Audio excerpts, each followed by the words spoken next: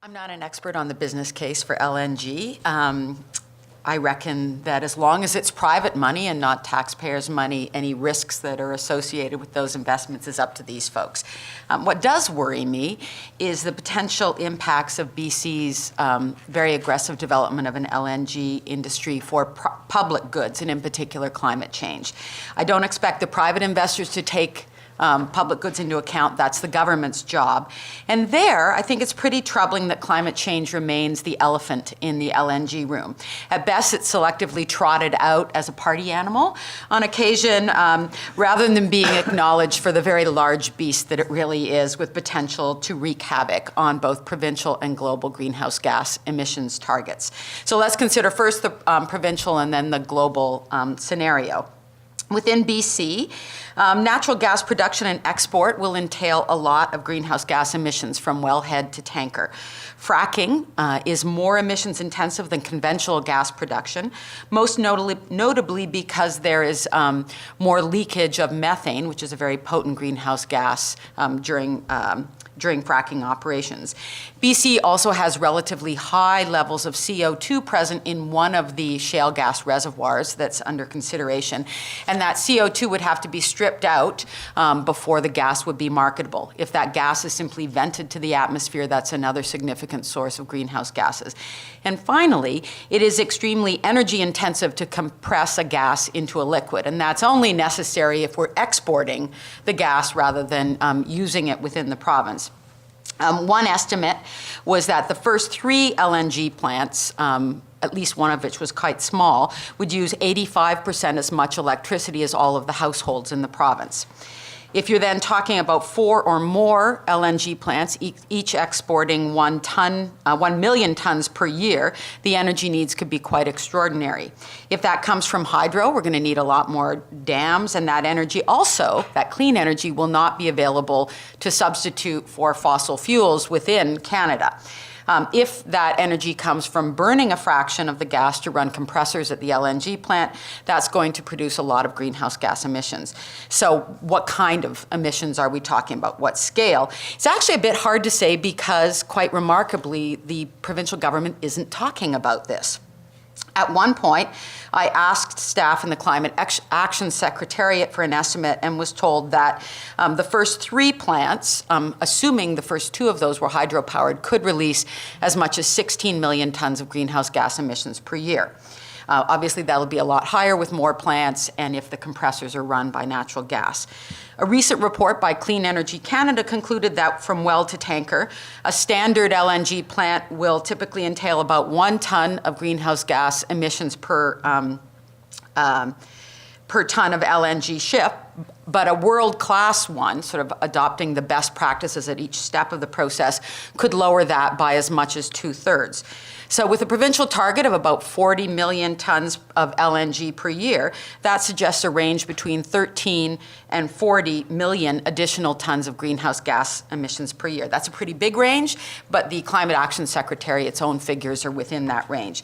To put that into perspective, those emissions would increase BC's greenhouse gas emissions relative to our 2020 target by between 30 and 100%. You don't have to be a climate scientist or a petroleum engineer to realize that a plan to export LNG through multiple plants on BC's coast will make it extremely difficult, if not impossible, to meet our 2020 greenhouse gas commitment.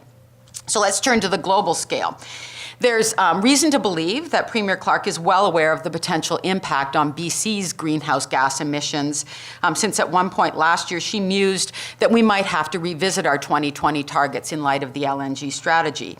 However, the Premier justified that on the grounds that BC's LNG emissions are going to be doing the world a favor. The argument that our natural gas will substitute for dirtier fuels. And Premier Clark underscored that by stating that this myth that our control or responsibility for climate change stops at our borders is wrong. Now, I hope she will apply the same standards to proposals her government is considering for coal and oil exports. But for now, let's look at LNG. The assumption is that because natural gas burns cleaner than coal, that BC's LNG exports will reduce global emissions. And I think that sounds very good, but there's a number of reasons to question that. First, Just how BC's LNG compares to coal or oil depends a lot on those emissions from wellhead to tanker. And there's a lively debate going on about fracked versus conventional natural gas. I haven't seen any data for British Columbia. Though it is my understanding that the province is assuming about a third the emissions rate that the EPA does in developing the provincial inventory. That we absolutely need to get a handle on those emissions before making any claims about whether we're doing the world a favor. Second, and at least important, is the question of whether BC's LNG will in fact substitute for dirtier fuels or whether instead it will substitute for lower greenhouse gas emitting fuels. It's quite possible that we will be substituting for more expensive energy sources, which tends to be renewables, rather than dirtier ones. It's also my understanding that there are several Chinese states, the ones that tend to have abundant coal resources, that actually ban reliance on natural gas for electricity production. Now, I am not an expert on energy modeling and emissions projections globally, but such experts do exist. And at minimum, we need to hear from them before we claim that BC's LNG is going to be good for the planet. And there's a lot at stake. 40 million tons of LNG exports may increase BC's emissions by 40 million tons, but they will produce an additional 140 million tons of emissions at the destination when that gas is ultimately burned. So what are we hearing from the provincial government? Instead of an open and informed public debate about policy, we're getting inflated promises, semantics, and backtracking. Case in point, last year the province revised its Clean Energy Act to depart from a commitment to 100% renewable energy production by allowing LNG plants to burn natural gas. And this again was justified on the claim that the increase in emissions in BC will be outweighed by reductions elsewhere, but I'd still like to see the evidence for that. Second case in point, when the natural gas strategy was first announced, there was a commitment that the first 2 plants would be powered by hydroelectricity, but I don't know if that commitment still stands, and we're not hearing much about it. We're not hearing anything about it anymore. Third case in point, just a couple of weeks ago, the Premier clarified that her government's commitment to produce the cleanest LNG in the world only applied to the LNG plants, not the gas production and pipelines. And Premier Clark justified this on the grounds that it's not LNG until it's liquefied, to which I would respond, it's not LNG unless there's some NG in it. I think it's positively disingenuous and also a significant reversal of an election commitment to focus only on the LNG plants. A final case in point, although the Premier's musings last year suggest that she, and I'm sure her ministers, are well aware of the challenge that the province's LNG strategy will have for BC meeting its legally binding 2020 greenhouse gas emissions targets, we're not hearing anything about that. In fact, the Environment Minister seems unwilling to entertain the possibility that this could present a challenge to meeting BC's targets, offering only that these are all hypotheticals and that she's confident that industry will find ways to reduce its emissions. To which I have 2 responses. First, why is the government so confident in releasing projections of job creation, this massive prosperity fund, an increase to the provincial economy of the LNG industry, and not at the same time offering projections for the environmental consequences of an industry being developed on that scale?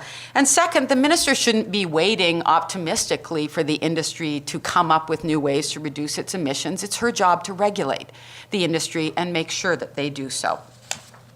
So in conclusion, I'm going to leave the business case for LNG up to these folks. If LNG can compete without taxpayer subsidies in global markets, that's up to them. My challenge would be for the provincial government to do their job and to have an open discussion with British Columbians about the potential consequences for BC and global greenhouse gas emissions and what the government proposes to do about that. I think British Columbians deserve accountability and evidence in our policy discussions, not slogans and